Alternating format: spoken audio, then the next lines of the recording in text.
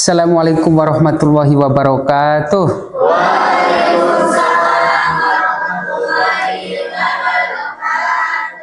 Alhamdulillahi wa kafa, wassalatu wassalamu ala rasulihil mustafa wa ala alihi wa sahbihi ajma'in, amma ba'du. Baik teman-teman, kita berjumpa lagi pada sore hari ini ya di mata kuliah Manajemen Pesantren dan Sekolah. Apa kabar hari ini semuanya?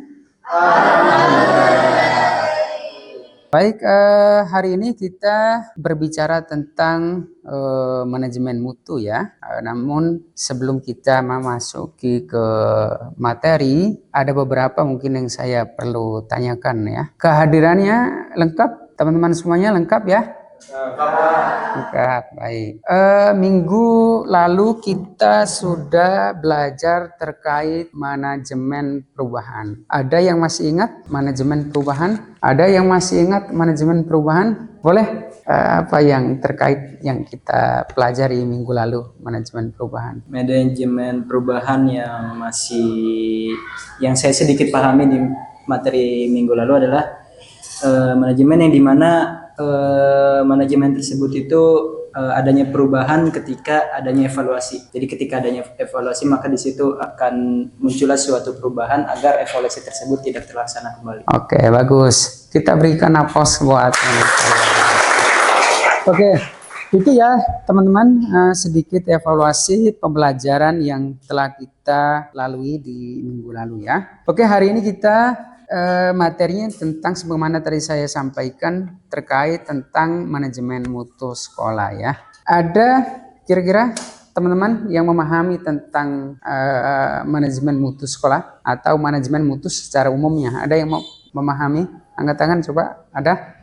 Coba nih Ustaz Ilham nih. Apa itu manajemen mutu? Secara umum aja dulu, nanti kita kaitkan dengan sekolahnya nanti. Secara umum aja dulu. Manajemen mutu suatu tingkatan atau suatu kualitas proyek yang dinilai itu secara baik. Oke, coba saya ini ya. Kalau sederhananya kira-kira apa tadi? Sederhananya kualitas. Apalagi kira-kira selain kualitas sederhananya? Pelayanan. Oke, apalagi? Pengendalian. Apa tuh? Pengendalian dalam rangka apa nih? Pengelolaan sekolah. Proses Di sekolah. pengelolaan di sekolah. Oke. Iya, tadi apa tadi? Pengendalian. Ya baik teman-teman, ini secara umum mungkin yang tadi beberapa aspek tadi yang ini yang berkenaan dengan kualitas ya. Tentu nanti saya akan menyampaikan beberapa aspek penting yang berkenaan dengan kualitas. Jadi kalau secara ini kamus besar bahasa Indonesianya, jadi secara globalnya mutu adalah berkaitan dengan baik buruknya suatu benda atau kadar atau derajat tertentu. Bisa dipahami? Jadi bisa berkaitan dengan suatu benda, kadar atau derajat ya. Misalnya kepandaian, kecerdasan dan sebagainya. Ya, misalkan saya contoh di sini apa ya? Ya, air ini ya, air ini bisa dikatakan gitu ya, bermutu bila isinya itu muatan di dalamnya itu airnya yang berkualitas. Jadi isinya gitu. Jadi bukan hanya sekedar tempelan luarnya, tetapi juga di dalamnya juga itu yang dikatakan mutu gitu ya. Jadi benda. Misalkan kalau kita dalam buah-buahan misalkan kayak gitu ya, tidak terlihat hanya kulit luarnya juga, tetapi juga isi yang ada di dalam buah tersebut gitu ya. Secara kualitas atau mutu adalah gambaran atau karakteristik menyeluruh dari barang atau jasa yang menunjukkan kemampuan dalam memuaskan yang diharapkan atau tersirat. Misalkan kalau kita kaitkan dengan lembaga pendidikan ya, maka lembaga itu bisa dikatakan mutu bukan hanya sekedar misalkan dari sisi sarana dan sarana. Tetapi pelayanan di dalamnya juga menunjukkan pelayanan yang stakeholdernya memuaskan, itu juga bagian daripada mutu pendidikan, karena memang saling nyokong antara satu dengan yang lain. Gitu. Jadi jika dikaitkan dengan konsep kualitas ya pendidikan, maka secara konsep atau kualitas absolut tidak hanya bersifat elistis, karena hanya sedikit lembaga pendidikan yang akan mampu yang menawarkan kualitas tertinggi kepada peserta didik, dan hanya sedikit peserta didik yang akan mampu membayarnya. Maksudnya apa? Jika mutu ini diterapkan ke dalam dunia pendidikan, maka tidak semua pendidikan itu bisa menerima atau melaksanakan atau menerapkan mutu pendidikan tersebut. Karena biasanya pendidikan kita semakin bagus kualitas, terkadang secara pembiayaan, ya kan, bayaran dan sebagainya itu semakin mahal. Biasanya seperti itu kayak gitu ya. Jadi terkadang tidak sejalan dengan apa yang diharapkan oleh pendidikan kita. Padahal mutu pendidikan itu tidak harus terlihat oleh bayaran, tapi kembali kepada kebijakan kelembagaan, bagaimana mencerdaskan anak-anak bangsa, kayak gitu ya. Jadi bisa disimpulkan bahwa mutu pendidikan adalah gambaran dan karakteristik ya menyeluruh jasa pelayanan pendidikan secara internal maupun eksternal yang menunjukkan kemampuan memuaskan kebutuhan yang diharapkan atau yang tersirat, mencakup input, apalagi proses dan juga output pendidikan ya. Dalam konteks mutu pendidikan tadi sebagaimana saya katakan bahwa pada hakikatnya tujuan lembaga pendidikan adalah untuk menciptakan atau mempertahankan ya kepuasan bisa dikatakan pelanggan kayak gitu ya. Sama sepertinya kalau kita masuk dalam dunia bisnis ya. Jadi semakin bagusnya satu barang ya kan, maka pelanggannya semakin banyak. Iya. Kalau kita misalkan masuk ke berbagai seperti Shopee dan lain sebagainya kayak gitu ya. Jadi semakin banyak, semakin bagus mutunya, maka barang tersebut semakin laris kayak gitu. Oke, tadi saya sudah sampaikan di awal bahwa mutu pendidikan itu dapat dilihat 3 faktor atau 3 hal. Yang pertama tadi apa? Input. Yang kedua apa? Proses. Yang ketiga apa? Ya, output keluaran ya. Nah, tadi yang pertama input, yang kedua adalah proses, dan yang ketiga adalah output. Ya, coba ada yang memahami tentang input itu seperti apa sih gitu. Boleh saya minta salah satunya? Ada yang berkenaan dengan input? Ada yang berkaitan dengan input? Ya, boleh. Baik, Bapak, untuk input ini segala sesuatu yang disiapkan sebelum proses belajar berlangsung. Jadi misalnya seperti dari kurikulumnya atau sarana prasarananya. Input ini faktor masukannya. Jadi sebelum pembelajaran ini apa saja yang harus disiapkan gitu. Seperti itu, Bapak. Oke, baik. Terima kasih. Kita berikan aplaus ya buat teman kita.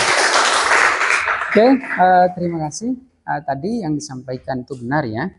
Jadi bisa dikatakan bahwa input itu merupakan perangkat lunak ya yang meliputi struktur organisasi sekolah ya, termasuk di dalamnya tadi juga bagus yang dijabarkan oleh teman kita, dan juga peraturan ya atau deskripsi tugas atau perencanaan program itu berkaitan dengan secara umumnya ya gitu ya.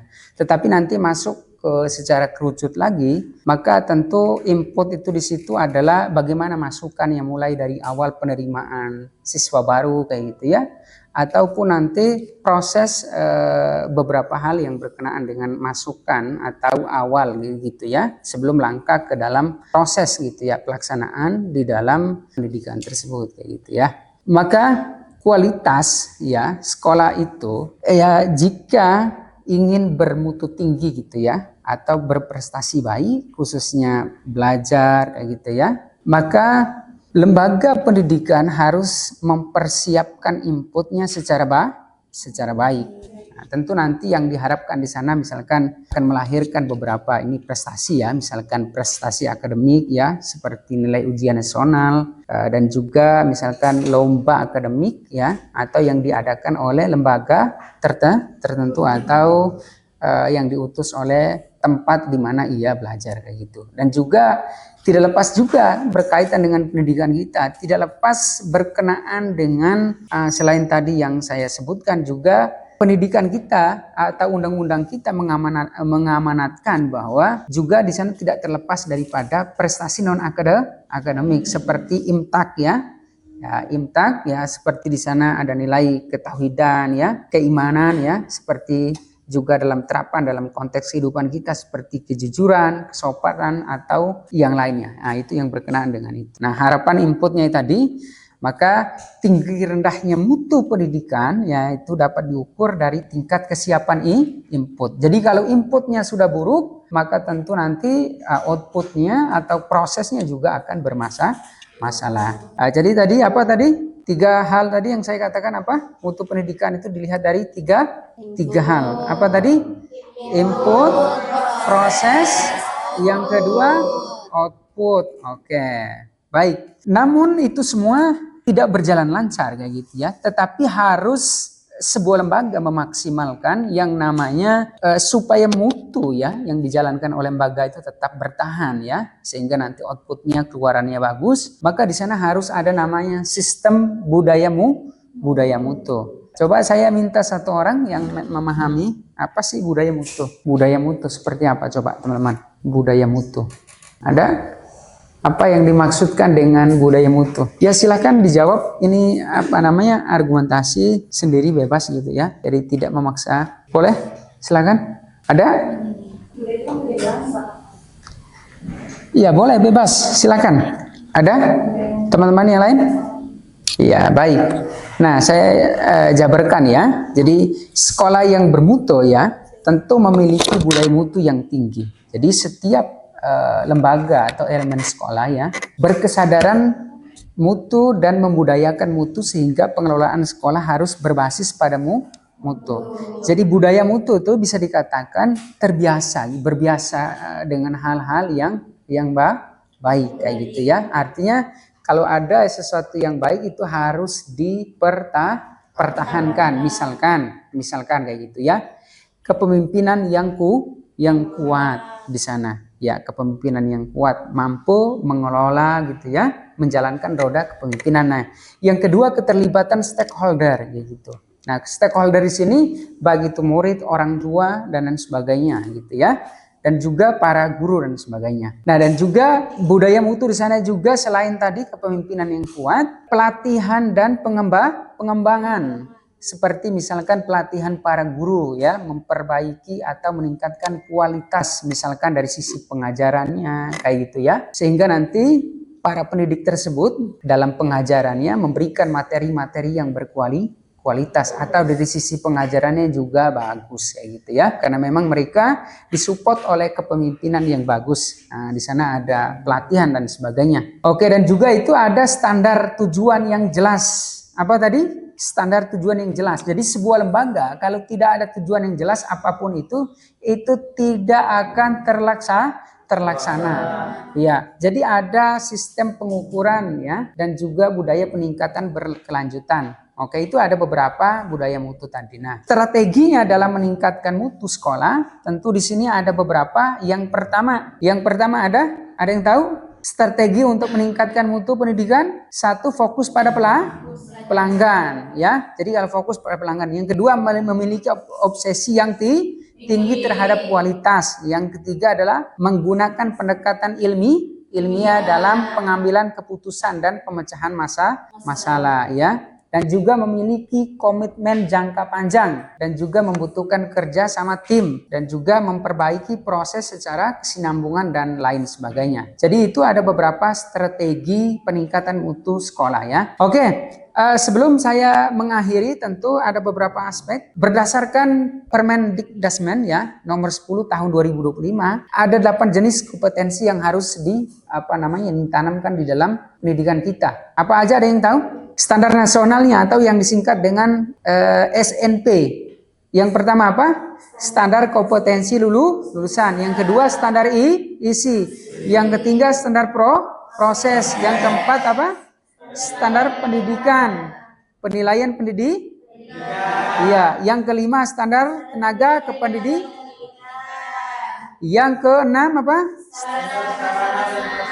Yang ketujuh dan yang terakhir standar pengelolaan. Sehingga kalau memastikan 8 unsur tadi, insya Allah salah satunya adalah yang diharapkan oleh pendidikan kita tentu adalah standar kompetensi lulusan. Maka profilnya ya paling tidak ada 8 jenis. Apa aja itu? Keimanan dan ketakwaan terhadap Tuhan Yang Maha Esa. Yang kedua kewargaan negara. Yang ketiga kreativitas. Keempat kemandiri. Keenam komunikasi. Ketujuh kesehatan. Kedelapan kolaborasi. Ya, terakhir itu adalah penalaran kritis. Nah, itu mungkin yang diharapkan profil lulusan yang diharapkan oleh negara kita ya dalam profil lulusan setiap pendidikan kita kayak gitu ya. Nah, dengan beberapa tadi maka tentu membutuhkan praktik pedagogis ya, lingkungan pembelajaran yang baik, tentu ada pemanfaatan digital dan juga kemitraan pembelajaran. Nah, dengan beberapa aspek tadi maka tentu mudah-mudahan pendidikan kita melahirkan generasi-generasi yang hebat kayak gitu ya. Bukan saja hebat pengetahuan secara akal tetapi juga pengetahuan yang berkaitan dengan keislaman ya dan juga berkaitan dengan keagamaan ya. Misalkan dalam kebiasaan kesehariannya ibadah sholatnya bagus kayak gitu ya. Oke, mungkin ada yang mau ditanyakan sebelum ini saya akhir? Ada? Cukup. Oke, baik, terima kasih teman-teman. Itu tadi ada beberapa yang saya sampaikan, mudah-mudahan ini manfaat bagi kita. Dan juga nanti teman-teman semua apa yang didapatkan kita terapkan dalam konteks pendidikan kita ya, di tempat mengajar masing-masing. Cukup sekian, saya akhiri. Wassalamualaikum warahmatullahi wabarakatuh.